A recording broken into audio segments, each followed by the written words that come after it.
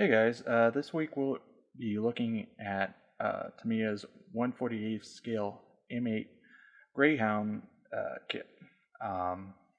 This is a bit of a departure since normally when it comes to military subjects we typically stuck to armor and aircraft, so this will be a little bit different.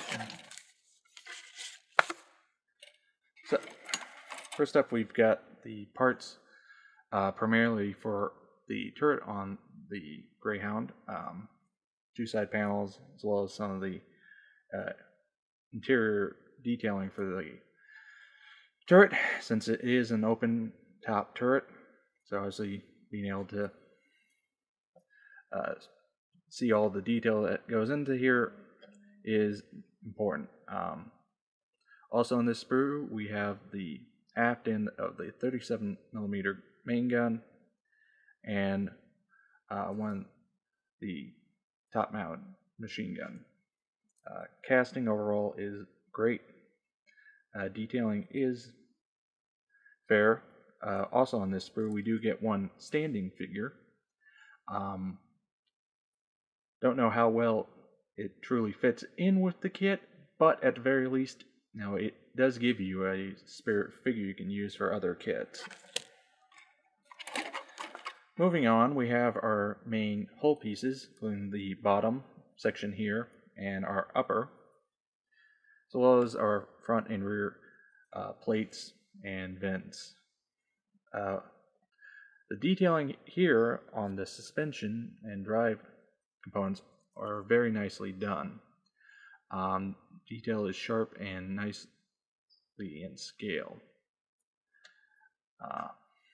One thing to note though is this screw hole here, which we'll see once we get into instructions.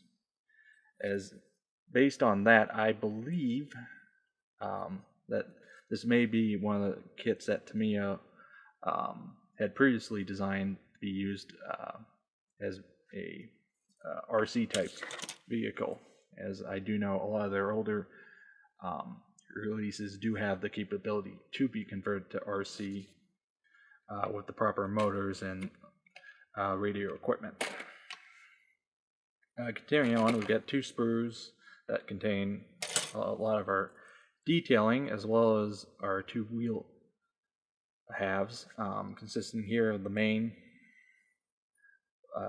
part as well as the secondary part.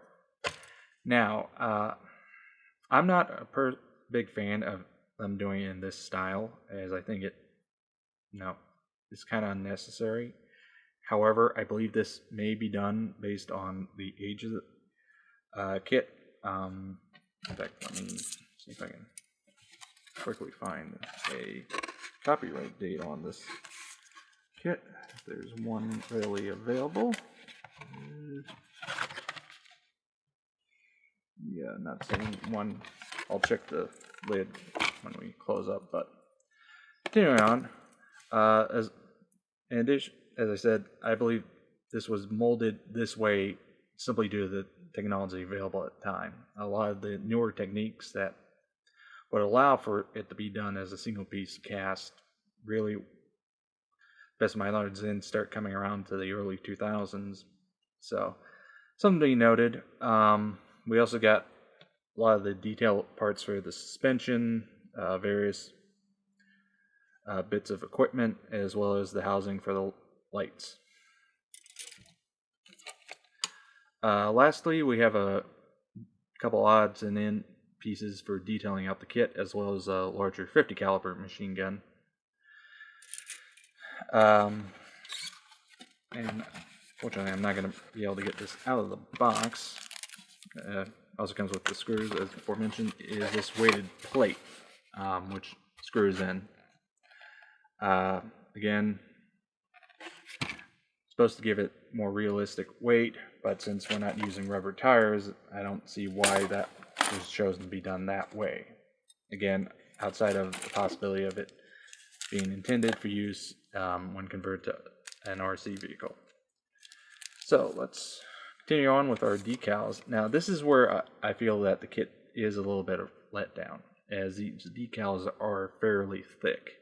Why they are great in terms of the proper color register. Whites are nicely white, yellows are properly yellow.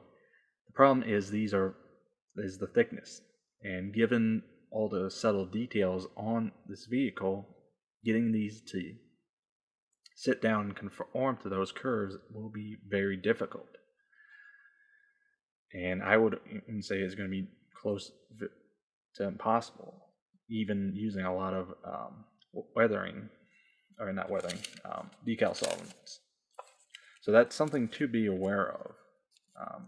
To definitely consider maybe going aftermarket, or if you have the skill for it, cutting out masks and doing your own markings that way. So let's get into the instruction sheet. One thing to note though, on mine at least, is it does include this correction insert, which is nice that they do. So, alright. So, construction of this kit is a little complicated in that you gotta get this undercarriage suspension properly seated and aligned, which will be a little bit of a challenge, just trying to get everything to line up properly. But once you do get that down, everything else is pretty straightforward. And like I said, once you get that in, you're pretty much golden, as there's not a lot else that could potentially cause problems. It's just a matter of sticking everything on, really. Though I do see that trying to get that gun in properly might present a little bit of a challenge, so something to be aware of. I would even say you might want to leave off the barrel until you get this main section seated in the turret, and then just slide the barrel on. As obviously trying to get that full length situated through that opening is going to be a bear with the full length. Without the barrel on, it should go on a lot easier. Continuing on to our turret, as I said, since it is an open turret vehicle, that turret's nice, fairly decently detailed. My one complaint, though, because it does open up the inner compartment of the vehicle, is the fact that there's no detailing, at least in that under area. It would have been nice if they did include at least some detailing there, because obviously it will be visible. Another thing to note is that you only get this one standing figure. Best of my knowledge, the crew complement on this vehicle is 4 or 5. I forget offhand, but obviously not having those additional figures does lack some realism. So obviously, if you want to properly detail it, you're going to need to source at least 2 other figures for turret crew, and obviously possibly more if you want to have the driver and other crew members visible. This kit does only come with 2 marking options, one from the 25th Mechanized and second from the 82nd Armored Reconnaissance. So in that regard, you're a little limited on options, but again, I would say better option, go aftermarket or do your own. Now let's just double check and see what the copyright year is on this. See if my earlier statement. Oh, that's interesting. It doesn't list the copyright. Anyway, that's a little bit of digression. So overall, this kit is one that has pretty decent bones. Now, some of the issues are fairly minor, some such as lack of detailing in the inner compartments is a little more major, but they're workable. So I would definitely say this is a kit to consider. Is it going to be for everyone? No. But it's definitely one to look at and think about. Definitely, if you want to do more detailing, it's one that will definitely shine if you put the time, the effort into it. But at the same time, it's still decent out of the box.